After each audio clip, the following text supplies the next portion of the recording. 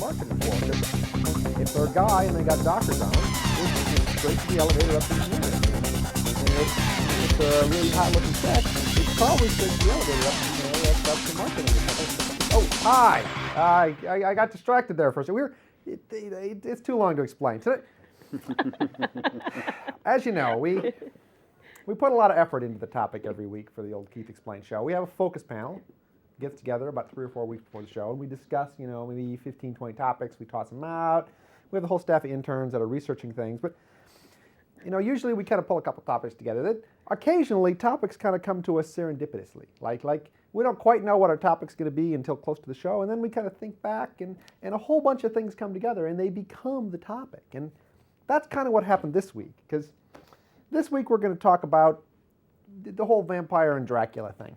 And ordinarily, I'd only be able to talk a little bit about the vampire Dracula thing, because Loretta and I went up to San Francisco last week to see the vampire Lestat. I think it's just called Lestat. It's a play that was playing up there. It's not playing up there now, so you can't go see it. Like, by the time you see this, it'll be gone. It'll be on Broadway, because this play was in San Francisco getting ready to go to Broadway, because I guess some plays do that. Some plays go to Broadway, and then after they're tired of being on Broadway, then they'll come to San Francisco. Other plays go to San Francisco first, and then they suck, and then they try to make it better, and then when it's actually good, they take it away from us and take it to Broadway. Because if you're in a play, you don't really want to be in San Francisco. I mean, no one in plays is really big in San Francisco, whereas Broadway's huge. Like, it's I don't know, it's the Avenue of Lights or something, and everyone knows about Broadway, whereas in San Francisco, there's no street that all the theaters are on. It's just called the Theater District, I think. And it's even not really a good theater district, because there's other crap. Let's not go there. So we went up and saw this Lestat show. And Lestat it's a musical. It's a vampire musical. Just put those two words together in your brain and try to reconcile them. Vampire, musical. It's about horrible people that suck blood and kill people, but it's kind of happy and peppy. It's a musical. It's like South Park, the movie, which was a musical. It was great. Animated. So Loretta and I, we go up there. Now, we're seeing it in San Francisco, and Loretta and I, we went up there with our friend Barbara to see it, and we had 3 tickets, but the 3 tickets weren't together. There were 2 tickets together, and then there was a 3rd ticket. And Loretta and I could sit together, and Barbara could sit somewhere else, or Barbara and Loretta could sit together, and I could sit somewhere else. Or this would have been wacky. Barbara and I could have sat together, and Loretta would have sat somewhere else, but that wasn't going to happen. So I let Loretta and Barbara sit downstairs, in the orchestra, first floor, which they call the orchestra level, because that's where the orchestra is, except the orchestra isn't on the first level. There's this pit that the orchestra's in. So really, like, no one sits in the orchestra level except the orchestra, and there's probably stage crap down there and stuff, but they call it the orchestra level. I sat on the first level, whose name I forget, but it was French. So that made me feel better about spending $90 for the ticket, because I got to sit on a French place. And we all had good seats, so I'm not complaining. And like I said, we're in San Francisco, so how do you know you're at a play in San Francisco? A tall transvestite sits in the row in front of you. In front of me, 2 seats over, tall transvestite. Nice-looking woman, if by nice-looking woman you mean tall, man-like. So I had the nice-looking woman, nice-looking transvestite, couple seats over in front of me, and the musical starts, and it's a stage, and it's blah, blah, blah. It's theater these days is all effects, really. Or at least there's a lot of effects, because no one wants to see another Neil Simon barefoot in the park thing with just people. Like, you can't feel good about spending $90 to just see 3 guys on the stage playing poker and smoking cigars. So they got all the projectors and the lights and the flashy thingies and the loud noise. And like I said, it's a musical. It's an Elton John musical. I guess Elton John wrote all the music, kind of like I think he wrote most of the music for The Lion King. And it kind of sounded a little like Elton John music, because I'm an Elton John fan. You know that because I have no taste in music. John would explain that if anyone cared. I like ABBA. To me, ABBA, great band. Rockin' ABBA hits. That's really the extent of my musical knowledge. Okay, anyway, Elton John songs. Lestat, it's a play based on books by Anne Rice. Anne Rice has written a whole bunch of books about vampires, because, as you know, if you're an author, the important thing to do is to come up with a thing you can write sequels to, because no one makes money on their first book. or their second book sometimes. But like if you can come up with 15 books in a series, and some of the early books get popular, or if Oprah mentions them, if you're an author and you can get Oprah to mention your book, you're golden. So truthfully, I think if I were an author, I'd write a book about kidnapping Oprah's fiance. And then Oprah, in order to get her fiance back, would have to plug your book on her show. She'd be constantly talking about it, like, the author of I Kidnapped Stedman will be on the show this coming Thursday. It'd be great. I mean, it'd probably make up for the fact that you'd spend the rest of your life in prison being, you know what happens in prison. Bubba. Bubba. John says Bubba hat. Don't drop the soap. Okay, so anyway, we're at the play. It's a musical. It's the vampire musical, Anne Rice, etc. Lestat, I guess, is based on her second book, a book called, I believe, The Vampire Lestat. I haven't read it because Anne Rice books they're for girls, really. I mean, they're happy-go-lucky vampire books that appeal mostly to women, and they appeal to women because, well, there are guy books and there are girl books, and then there are books that might appeal to both. I don't know of many in the latter case, but there probably are a few. I don't know any that appeal to both guys and women. Guy books, like I'm thinking science fiction, have like action and lasers. You got to have lasers in a guy book. Well, you don't have to have lasers, but you probably get 10, 15% more sales if you can put lasers in a book. Or time travel. Time travel is good for a guy book. Time travel and lasers, probably golden. Or Da Vinci. Da Vinci appeals to both. So, hey, that whole Da Vinci book thing, that's a book that guys and girls both like. So there, see, I thought of one. And girl books have feelings in them. See, guy books don't have feelings. Guys don't have feelings, really. We certainly don't want to talk about feelings. We don't want to read about other people's feelings because it just makes us think, why don't we have feelings? Why are we mostly interested in our cars or our computers, in my case?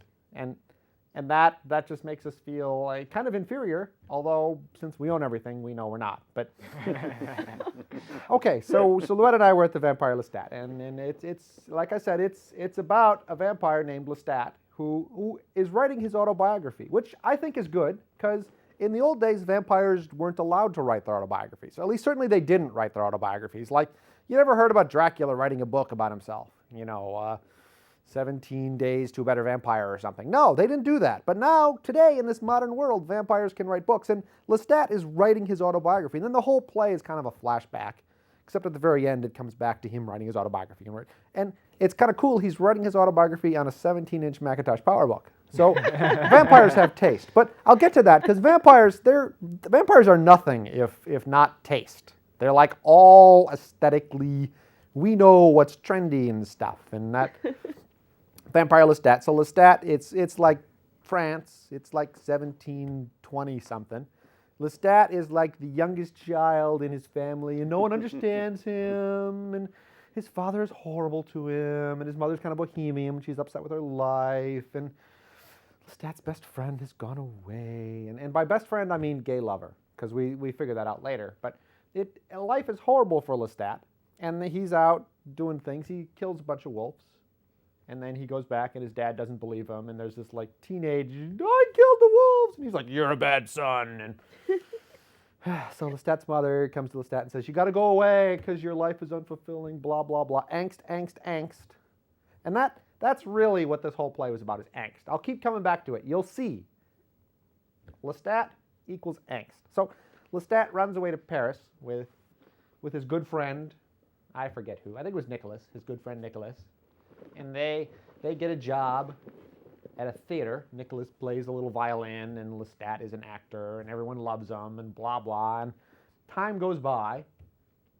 And then one night, some old guy lures Lestat out of town and then bites him. And now Lestat's a vampire, because the old guy's a vampire. And apparently if a vampire bites you and wants to make you a vampire, poof, you're a vampire. So now Lestat is part of the undead, which is kind of wacky, because I'm not sure exactly what... I guess since they're dead, we call them undead, but like their blood's still pumping and stuff, so I don't know why we call them the undead, but we do. Lestat, undead. He goes back, and then the vampire who bit him, for no reason at all, jumps into a fire and kills himself. Like, that's got to be traumatic when you're an angsty teenager and you've just been bitten by a vampire and you don't understand vampires because they don't have good vampire literature yet, because vampires haven't even been invented, really, for like another 100 years. So you're a vampire, some guy leaps into a fire, you're very confused, but apparently this isn't really called out in the play, but Lestat inherits everything this older vampire had, which is a lot of money. So now Lestat's really rich, and he goes back and he buys a theater, and he's got this friend of his who he's his best friend. So of course Lestat doesn't tell his best friend anything. Like, hey, guess what? I'm a vampire. I'm immortal. No, he doesn't do that because angst. See, it causes more angst to not tell his best friend that he's a vampire. And then Lestat's mom comes, and she's dying of tuberculosis. And so, Lestat loves his mom. I don't know why, because it's kind of creepy. No teenagers really like their parents, but Lestat loves his mom. So he bites his mom and turns her into a vampire, which I think is creepy.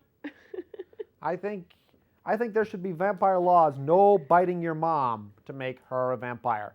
It should just be written down somewhere, and you should get a little pamphlet with the various vampire laws, no biting your mom, that kind of thing. So he makes his mom a vampire. Then I forget exactly what goes on, but pretty quickly he discovers that there's a whole coven of vampires in Paris who live outside the city in a graveyard and don't interact with people and think they're horrible and stuff. And they're led by Armand or whatever, who is kind of this creepy quasi-religious vampire leader who wants all of them to be this way. And Lestat's like, hey, this is dumb. I live in the city and drink booze every night, and it's great. And they all leave their little coven. And coven's a great word. Like coven of vampires sounds like something, whereas coven really just means club. Like vampire club doesn't have anywhere near the same ring as vampire coven does. That's why witches are called covens. Like if it was just witch club, it'd be nowhere near as trendy for all little teenagers today that want to do it. There wouldn't be any witch club kids, but I'm in a coven.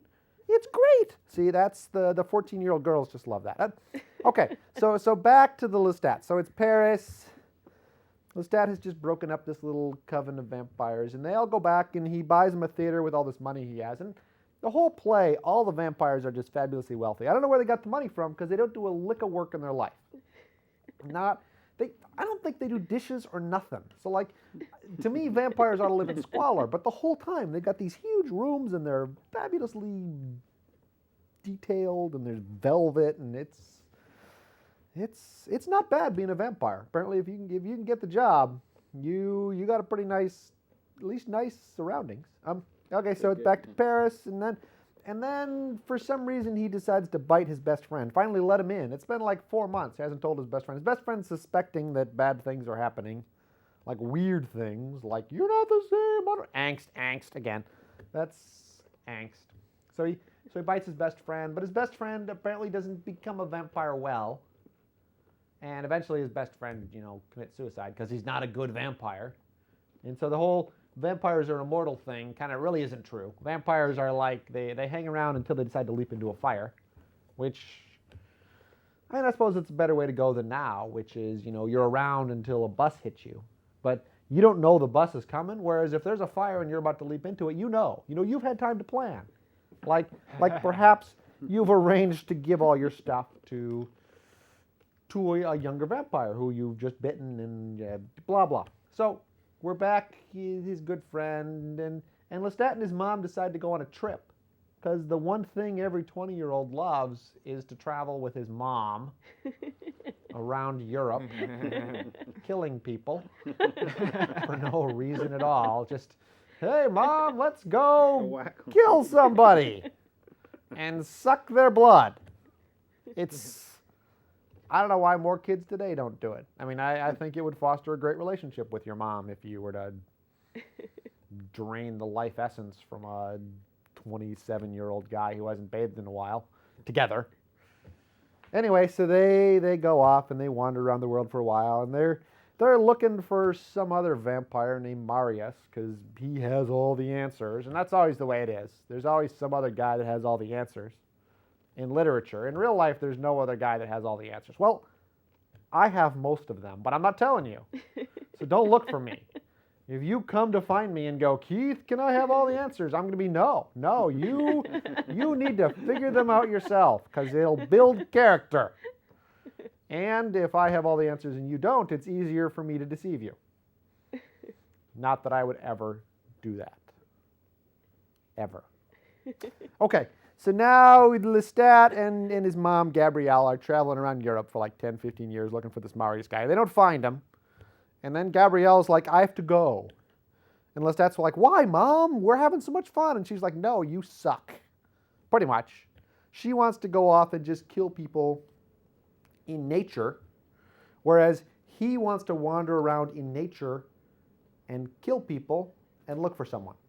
And apparently these are incompatible, completely incompatible. So his mom goes off, and we don't really ever see her again, I think. We probably do see her again. Yeah, we do see her at the end. But she's pretty much gone from the place. So now Lestat wanders around some more, and he's unhappy. And then for some reason he digs a hole and climbs in. And then Marius finds him. And Marius is this guy. He's looking for her, and Marius is like, I am a great vampire. And Lestat's like, yeah, you're a great vampire. And then what? Then Marius takes Lestat to see these two old guys on thrones. Apparently they're the mom and dad of all vampires. They're Egyptian kings or something. It probably made a lot of sense in the book. In the play, it just seemed kind of Deus Ex Machina. Now, I remember Deus Ex Machina from my 12th grade English class, Mrs. Huggins, Advanced English, Washington Park High School, 1983-84. Deus Ex Machina is when you're writing a play, you don't know what's happening, and suddenly God shows up and fixes everything. Which apparently was a really big theme in the Greeks because they hadn't invented other ways that things get fixed yet. So pretty much every play, at some point, God would have to come along and fix things. And you'd think, if you're a play-watching guy in Greece, wouldn't you get tired of this? Like, wouldn't you go, someday, can't these Greeks just fix things themselves? Ooh. But no, they have always got to wait for God to show up. And then God shows up and fixes things. And that's anyway. So these two big Egyptian king vampires show up, and they bite each other, and things are okay. And then Marius was like, you have to go to New Orleans. And he says this to Lestat, not to the king and the queen, because you don't tell the king and the queen they got to go to New Orleans. Like, the king and the queen might tell you got to go to New Orleans. It'd be like, you must go to New Orleans, or something, very regal. But then Lestat goes to New Orleans. And why does he go to New Orleans? I think just because she wanted it for the plot. So, and Anne Rice lives in New Orleans. So it's like easier to write about where you are, because then you can like deduct crap. Like if you're an author in New Orleans and you write about New Orleans, like about restaurants, like what restaurants look like inside in your book. If you do that, then you can deduct the cost of all the meals you had in the restaurant because it's research. It's fabulous. I'm thinking of moving the show to someplace really fabulous. I'm thinking like, well, Paris would be nice, or London, or and then I could play it. Okay, no, that wouldn't work for me. So then he goes to New Orleans, and now he's in New Orleans, and he's lonely. Again, angst. Why is he lonely? Because he's angsty. Because vampires are all touchy-feely, apparently. They're touchy-feely, happy, artistic, aesthetic. Ooh, I'm angsty. They're just like goth teenagers. And apparently a lot of goth teenage crap is based on this whole vampire Lestat thing, like the black and the cloaks and the long capes and everything else. And so he's in New Orleans, and he's lonely. So he finds a guy whose wife and baby were just killed, and he's like, I can make all your problems go away, and I'll just bite you, and you're a vampire now. And ain't that the coolest thing ever? So now Lestat's got his little buddy, Louis. Louis is a vampire, and Lestat's a vampire, and they do vampire-y things for a while, but Louis is kind of a loser. Because Louis is too touchy-feely. Like, everything makes Louis unhappy, which I think is perfect. Given that he's a vampire, Louis is just full of angst. Like, Louis makes Lestat look stable, really. and so Louis is going to leave Lestat, and no one knows what's going to happen. And eventually, Lestat, kind of being a conniving teenager, really, thinks, I know what I'll do. And then he bites an 11-year-old or a 10-year-old or some cute little girl, and he brings her home. Now, she's their daughter vampire. And now they got a vampire family, and they're running around biting people. And here's the other thing I don't understand from this movie. Two things, really. So imagine you're a vampire. You can bite other people and make them immortal. Why wouldn't the world be full of vampires in like 20 years? I mean, really, all you got to do is be biting someone else turning into a vampire like once a week, and just the geometric odds are going to be really quickly, we're going to be up to our armpits in vampires. But no, it's not. There are like 30 vampires in the whole planet, near as I can tell. Like they never bother to bite other people and make them vampires. It seems dumb. And then the other thing to me that seems really confusing about vampires is that vampires are constantly biting people and eating them and killing them. Wouldn't you notice if there were like 300 people disappearing a year in New Orleans? Like, wouldn't you go, didn't we used to have a lot of really cute 17-year-old girls, and now we have virtually none? What happened to them? Where do you put all the bodies if you're a vampire? You couldn't dig holes fast enough. I mean, if you had a house, you'd fill up your backyard in the first year, and then what do? Your crawl space filled with bodies. Okay, so we're in New Orleans with Lestat, a little girl, and apparently they kill for like 70 or 80 years. And during these 70 or 80 years, they're angsty. Like, it's just full of tension in that house, which is, I guess, why vampires don't make more. Because the more vampires you have, the more angsty and tensiony. It's like teenagers, One teenager by him or herself is okay, but you put 7 of them together and you've got like 49 problems. And then you put like 100 of them together and you've got like 7 million problems. Like, different sets of them aren't talking to each other and they hate each other and everything. Maybe that's why. Maybe that's why we don't have that many vampires, because they're like teenagers to the 7th power. And so eventually, like, the little girl hates Lestat because he's holding her back. I didn't quite get it. There were some really cute songs, though. And so then eventually Lewis and the little girl try to kill Lestat, and they don't quite succeed, but they do fairly well, and then they escape to Europe to get away from Lestat, and then Lestat is wounded, so he's slow, and he goes to Europe, and while Lewis and the girl are in Europe traveling around killing people, because that's what you do if you're a vampire, travel around and kill people. It's like the army. Get sent to foreign places and kill people, except if you're a vampire, you suck their blood afterwards. Whereas I don't know what the army does after they've killed people. They probably just call in the locals and have them dig a hole and bury them. But I don't know. So they travel around Europe for a while, and eventually Lewis and the little girl, Claudia, end up in Paris, and then they meet up with the little theater that, Lestat had left there.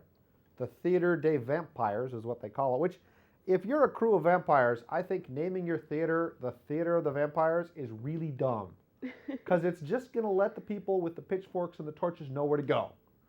Like, I think if you're a crew full of vampires, you should run an ice cream shop. Because no one's going to suspect ice cream shop owners of being vampires. They're going to be like, whoa, let's go get an ice cream. And then, like, some little kid eating an ice cream cone disappears once a week. Maybe you're less likely to notice. But Theater of the Vampires. So they go to the Theater of the Vampires. And Armand, remember, he's kind of crazy and religious and whatever. He kind of knows that they've tried to kill Lestat. And that's against the rules. Although, again, there's no pamphlet. So I don't know how they could have known it was against the rules.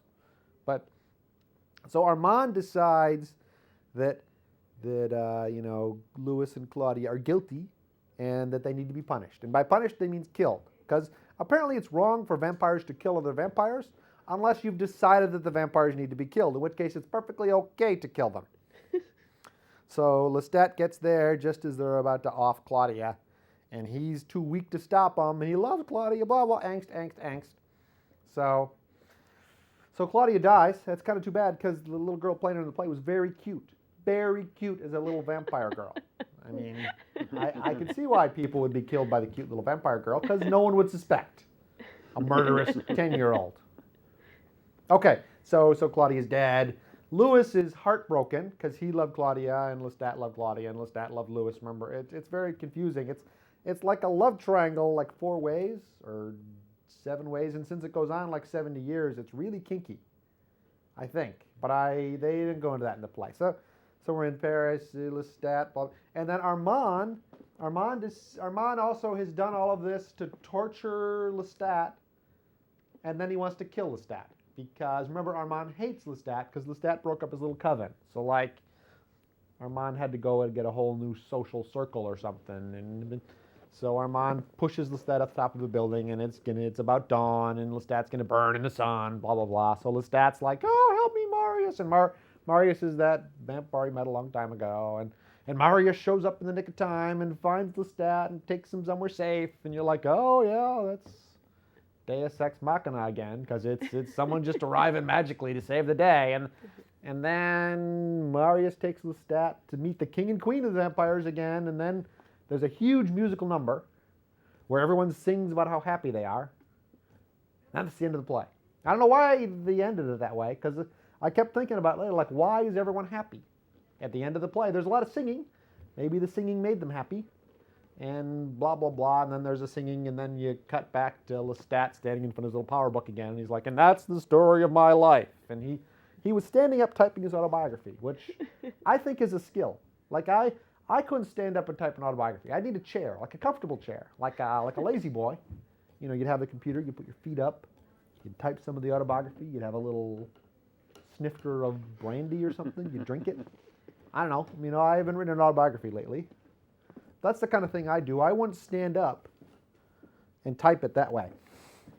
That's Vampire Lestat. Like I said, we went and saw it. Now, I mentioned serendipity, and you're thinking, how is you happening to go to a play serendipity? It's not. See, serendipity is more than one thing that kind of has the same theme. Now I have a nephew, and my nephew is in a little theater group at school because he likes theater, and he's very good at it, actually. He's really good at it. The play they are doing this theater season, which is like 8 or 10 weeks long, is Dracula. See, vampire theme. So like 2 days ago, I went and saw my nephew in Dracula, and my nephew played Dracula, which was kind of cool because he was a good Dracula. And most of the other kids in the play weren't that good. So I'm not going to mention who my nephew is, because some of them might see this and then they'd feel bad because they're teenagers and their lives are full of angst. But from the Dracula play, and I don't think a lot of it was the kids' fault, because they had to shorten the play to where 13-year-olds could play most of the parts. So like, I remember reading the book Dracula a long time ago, and it's a weird book because there's no actual narrative in Dracula. The whole book is just like a whole bunch of snippets of diaries and newspaper articles and crap, and you're supposed to piece the story together as you read through it, which you can do, but it's hard to make into a play. But they made it into a play a long time ago. And then they made it into a play, and they cut it down so 13-year-olds could play it. But they've cut a lot of the characters out, and a lot of the kids in the play were just too laid back in their roles. Like the little kid that played Van Helsing was just, all of his dialogue was said kind of slowly and with little emotional emphasis. And you can't do that when you're chasing a vampire and kind of excited about things. But so they had the Dracula thing, and Dracula, a lot of you don't, tiny bit of background. So Dracula, in theory, like 1890 something it was written. It's based on Vlad the Impaler, who was some Romanian count who did a lot of bad things to people. Killed like 100,000 people.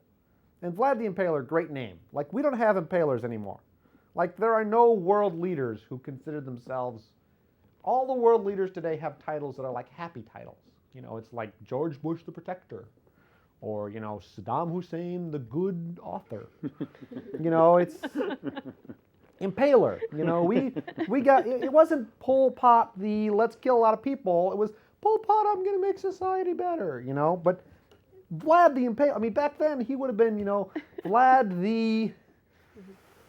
Oh, God, that'd be really hard. What would be a good name for Vlad, knowing that he's killed, 100,000 people? It'd be like Vlad the user of poles, because he stuck all of them up on poles. Okay, so Vlad the Impaler, Dracula, blah, blah, blah. Really all the time we have. I got through like a tenth of my things. Next time, maybe we'll talk more about things. Have a great month. So what? See, what didn't I get through? See, I